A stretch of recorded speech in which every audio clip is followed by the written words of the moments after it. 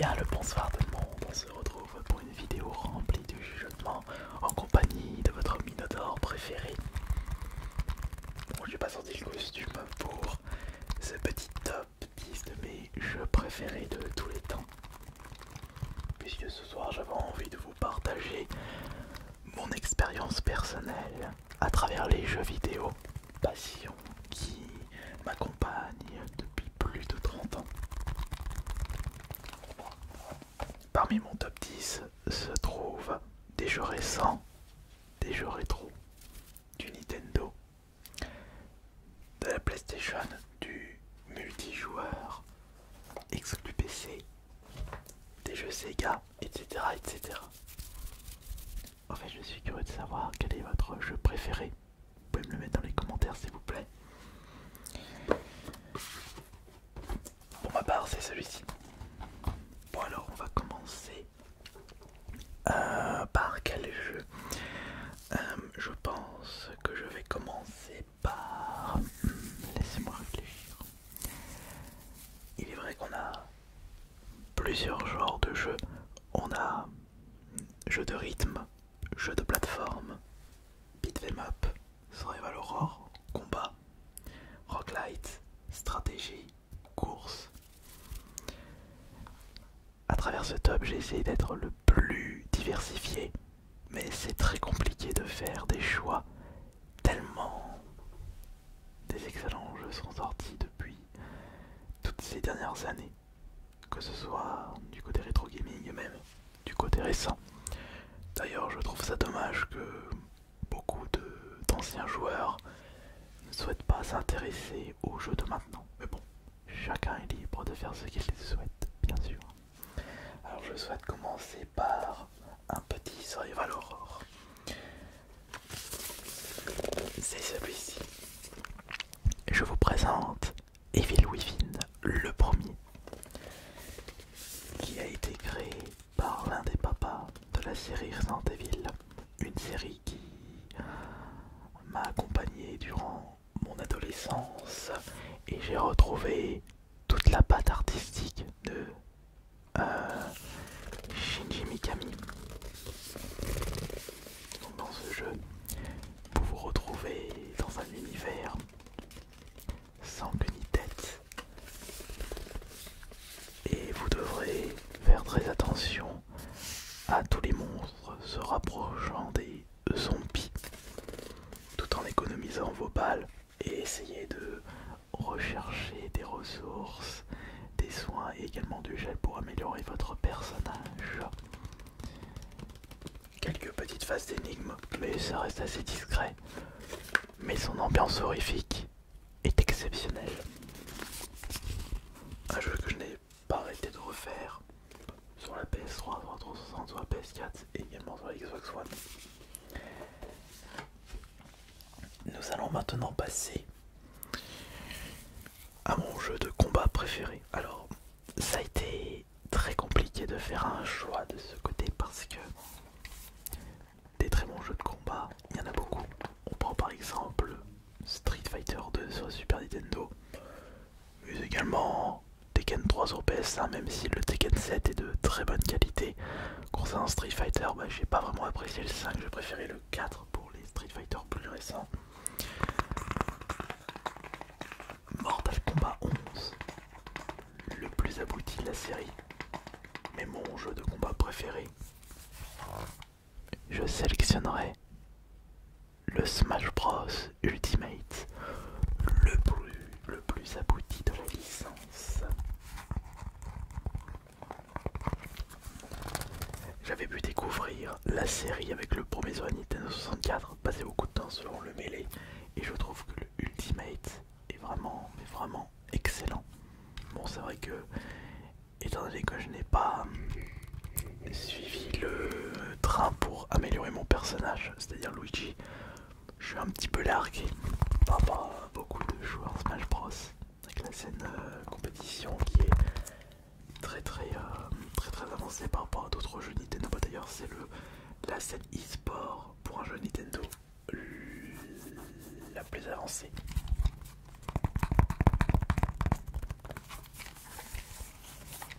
Toujours un plaisir plaisir de faire une partie sur ce jeu. Maintenant, on va passer à de la plateforme. On va prendre celui-ci. J'ai pris la version GameCube parce que c'est la version qui m'a fait découvrir ce jeu, sachant qu'il était déjà sorti sur la Dreamcast. Et je le considère comme mon Sonic préféré. Le Sonic Adventure 2 Battle. Ah, un Sonic 3D. Ouais, j'ai préféré ce Sonic par rapport au Sonic Retro sur la Mega Drive. Je me demande d'ailleurs pourquoi j'ai préféré celui-ci. Non, c'est parce que le mélange de jeux de plateforme, jeux de recherche et un petit côté un peu bourrin avec Eggman ou Tails. J'ai trouvé ça vraiment fun et surtout pas oublier l'histoire qui est tout de même très aboutie, sans oublier cette bande son incroyable. Après, on aime bien jouer à des jeux Sonic quand il y a une super bande son. Un jeu Sonic sans bande son, de bonne qualité je parle. Non, c'est pas un vrai Sonic. C'est vrai que les Sonic sur la Mega Drive possèdent des bandes son mythiques. Mais celui-ci c'est vraiment énorme parce que là on a une super bande son. On a une histoire incroyable pour un jeu Sonic. Des niveaux qui marquent l'esprit et plusieurs styles de jeu. Une prouesse de la part de Sega. Et si on restait du côté de chez Sega avec mon jeu Mega Drive préféré. Alors la Mega Drive, la Sega Mega Drive, c'est une console sortie presque en même temps, enfin appartenant à la même génération que la Super Nintendo. Et c'est bien simple. La Super Nintendo était une très bonne console, mais il y avait des exclusivités qui m'avaient plus marqué, mais uniquement disponibles dans les consoles Sega. Bien entendu, Sonic en fait partie, mais ce n'est pas mon vrai préféré. Ma série préférée Mega Drive, c'est Street of Rage, mon beat'em up préféré. D'ailleurs, j'ai été extrêmement content de voir son retour avec le 4 sur la Xbox One et la PS4. On a attendu combien de temps? 27 ans, c'est ça? Je crois que le dernier était sorti en 1994 pour la Mega Drive et l'autre 2021. Ouais, 27 ans. Si je me trompe pas sur les dates. The Street of Rage, pourquoi c'est le meilleur jeu Mega Drive? Bah pour son côté punchy, son côté incroyable, ses musiques mythiques, dantesques.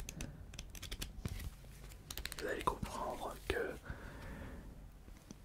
mes jeux préférés sont souvent liés à la qualité de la bande son.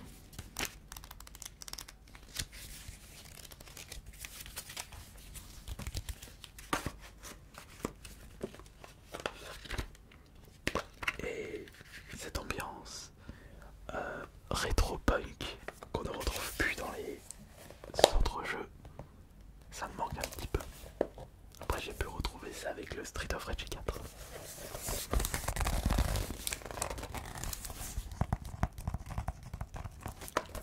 Il est incroyable celui-là, il est exceptionnel.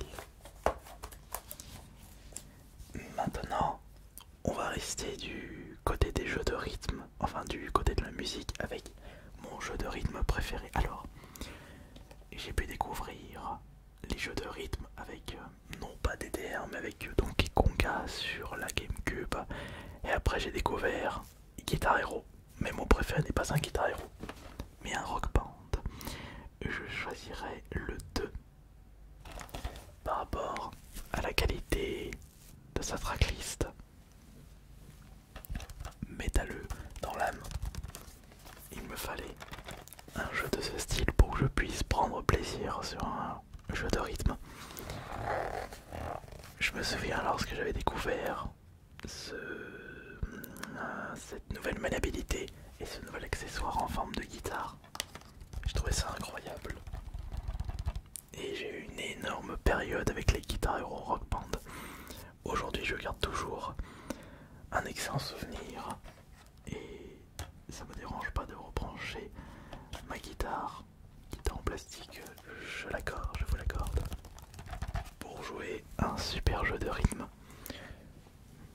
Puis j'aime bien également les cinématiques pendant que vous jouez avec les personnages. Je trouve ça vraiment fun. Et j'ai réussi toutes les musiques en expert à 5 étoiles à force d'y jouer. Mais ça fait pas le figure par rapport à toutes les personnes qui réussissent à faire des FC full combo sur toutes les musiques en vitesse 1,5. Il ne reste plus que 5 jeux à vous présenter. On va continuer par le nouveau de ce top. Il a débarqué dans le top 10 de mes jeux préférés très récemment. C'est le jeu qui m'a fait découvrir le deck building. Et je ne sais pas combien de fois je suis passé sur ce jeu et je m'en lasserai jamais. Quand j'étais plus petit, j'ai eu ma période Magic l'Assemblée et j'ai toujours aimé les jeux de cartes avec son propre deck. J'avais également une petite période Pokémon, mais ça remonte à très longtemps. J'ai joué que très peu à Pokémon. Par contre, je me souviens encore des règles pour Magic l'Assemblée. Et jouer à un deck building en roguelite. Dès que j'ai compris le principe, j'ai tout de suite accroché. Je ne sais pas combien de parties j'ai pu faire de Slave Spire. Donc vous avez un deck et à chaque fois que vous battez des ennemis, vous pouvez récupérer de nouvelles cartes à ajouter dans votre deck. Et donc le deck ne sera jamais le même à la fin. Après au bout d'un moment, vous savez quels sont les combos à mettre en place, mais il faut prévoir le coup parce que vous récupérez de nouvelles cartes de façon aléatoire, comme c'est un roguelite. Vous récupérez des reliques, vous avez des boss différents et des niveaux de difficulté qui s'accumulent.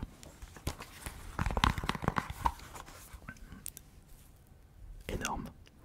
Ce jeu m'a fait découvrir les deck building et actuellement je joue à Rockbook et Monster Train. C'est pour ça que j'ai acheté un Steam Deck pour les deck building.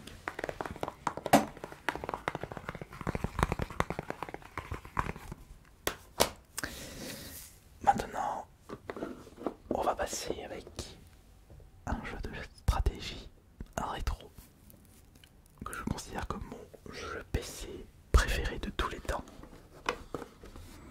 Heroes of Might and Magic. Dans ce jeu de stratégie, jeu de rôle tour par tour, votre but est de détruire vos adversaires. Et pour ce faire, vous avez vos héros et vous devez vous balader sur la map, récupérer des ressources et acheter de nouvelles infrastructures dans vos différents châteaux pour recruter de nouvelles créatures, améliorer ces créatures et faire des combats et tout détruire sur son passage. Et c'est d'ailleurs cette série de jeux de stratégie qui m'a fait découvrir la mascotte de cette chaîne, donc le Minotaure. Puisque du côté du donjon, je sais pas si on peut voir, il y a les Minotaures. Et c'est grâce à Heroes, donc c'était le 2 à l'époque, que j'ai pu découvrir les Minotaures. Il y aura toujours une place dans mon cœur ce jeu.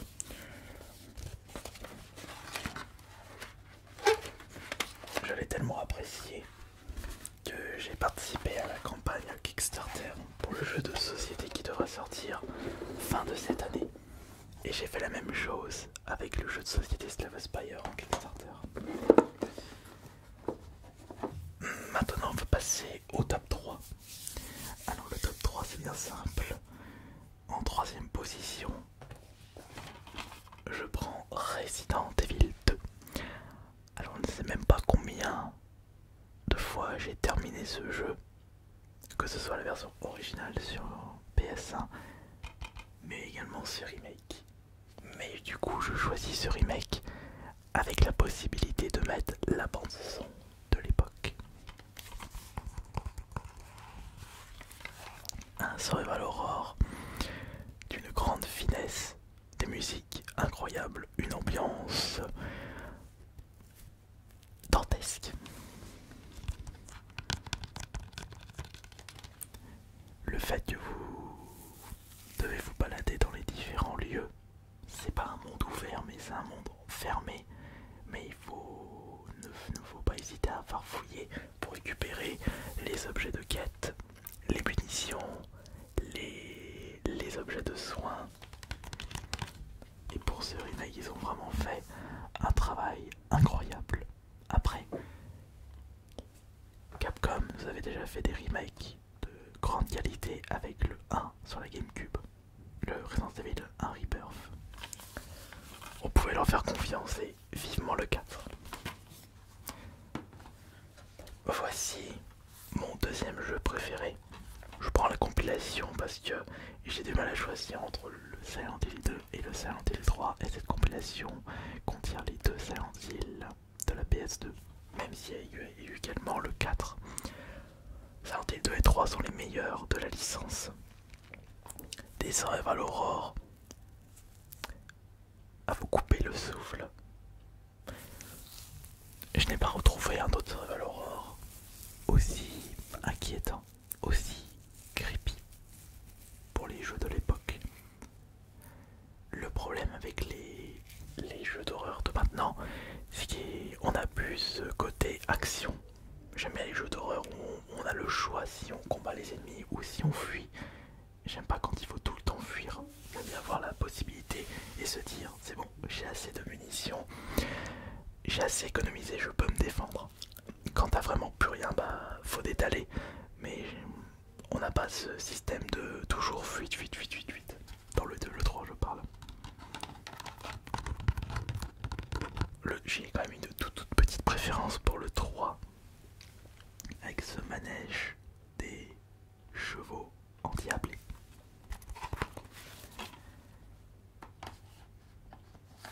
J'espère qu'ils ne vont pas foirer le remake du 2. Et maintenant, mon jeu préféré de tous les temps. Exclusivité Nintendo, exclusivité GameCube, sorti en octobre 2003. C'était d'ailleurs mon cadeau de Noël 2003. Et ça fait bientôt 20 ans qu'il est resté à mes côtés. Voici le meilleur jeu de tous les temps, F0GX, qui est, à ma grande surprise, un jeu de course. Un jeu de course futuriste. Pourtant, je ne suis pas un gros fan de jeux de course par rapport à des Survival Horror ou des jeux de rythme. Pourtant, celui-ci possède ce quelque chose qu'on ne retrouve pas dans les autres jeux de course. Je le trouve plus vivant. Un mode histoire, certes court, mais endiablé, de très bonne qualité. Ça tourne pas en rond, même si c'est court, comme je le disais. On profite. Et que dire de des sensations de vitesse. Là au moins, ça va vite et on le ressent. Et tout ça sous une musique totalement incroyable. La qualité de la bande son m'a poussé à mettre ce jeu en première position. Je ne sais pas si un autre jeu le dépassera dans ma vie. Peut-être un F0 suivant. Peut-être. Mais ça je ne sais pas. Vous pouvez me dire dès à présent ce que vous avez pensé de mon top 10 de mes jeux préférés de tous les temps. Ce top peut changer avec le temps. Après, sachez que ce choix est basé sur une expérience de 30 ans et que les jeux vidéo n'ont pas fini de nous étonner. À voir ce que vont proposer les développeurs par la suite.